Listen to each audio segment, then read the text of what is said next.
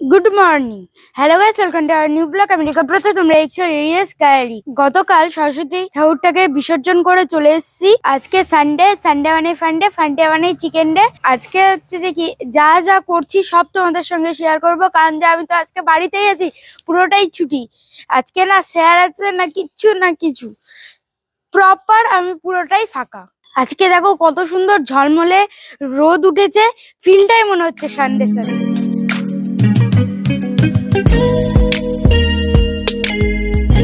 দেখো এখন গরমের টাইম আসছে, ন্যাড়া গাছগুলোতে এখন পাতা ও ফুলের কুড়িও আসছে, দেখতে দারুণ লাগছে। তোমরা একটু চারিপাশটা দেখো, মানে যতটা তোমরা ঠান্ডার সময় দেখতে না, তার চেয়ে বেশি আরো কয়েকটা দিন পর আরো বেশি গ্রিন টিতে ভর্তি হয়ে যাবে এই জায়গাগুলো। তখনকার দৃশ্যটা না আলাদাই লাগে দেখতে। আমাদের এই বাগানে দাঁড়িয়ে ভিডিও করতে করতে এত সুন্দর একটা ফুল চোখে পড়লো এখানটায়, তোমাদেরকে কি বলবো। দেখো কত সুন্দর লাগছে দেখতে, মানে কয়েকটা ফুল এমনও হয়েছে যে দেখার মতো একদম।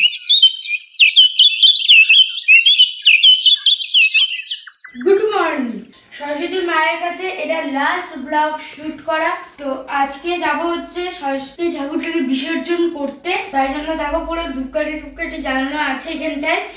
এখনই বেরাবো, একটু পরেই আমার ম্যামও চলে আসবে, একটু পরে। তাই এই তাড়াতাড়ি করে যাই, বিসর্জনটা করে আসি।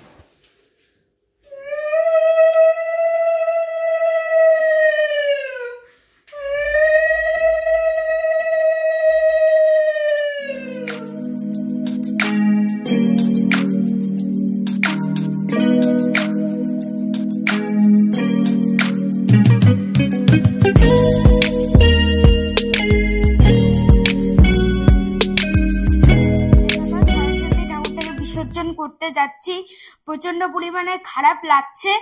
অনেকদিন ধরে এই সরস্বতী ঠাকুরটা আমাদের বাড়িতে ছিল, খুব ভালো লাগছিল, ঘরটা দারুণ সুন্দরভাবে সাজানো মনে হচ্ছিল। কিন্তু দেখো এখন ওই জায়গাটা তো ফাঁকা লাগছে, তার সঙ্গে প্রতিমাটাকে বিসর্জন করে দিলাম, খুব খারাপও লাগছে।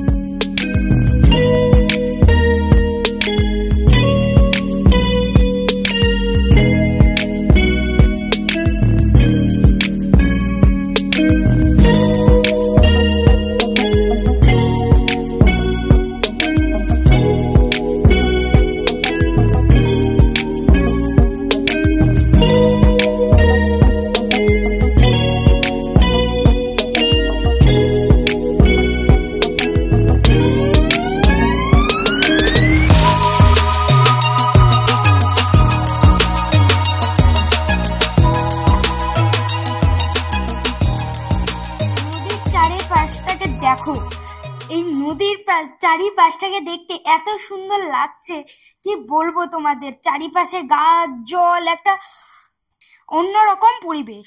এই দেখো আমাদের লিওকে কত সুন্দর কালারটা হয়েছে, এর হামটা দেখো এত সুন্দর ভাবে হেডটা হয়েছে না, কি বলবো তোমাদের। আর এগুলোকে দেখতে এত সুন্দর লাগছে, মানে আমরা ফার্স্ট যখন কিনেছিলাম তখন ভাবতেও পারিনি যে এত সুন্দর একটা ফিশ হয়ে যাবে কিছুদিনের মধ্যে। এ হচ্ছে যে কি আমাদের 2 মাস আগে এসছে, 2 মাসে এই গ্রোথ।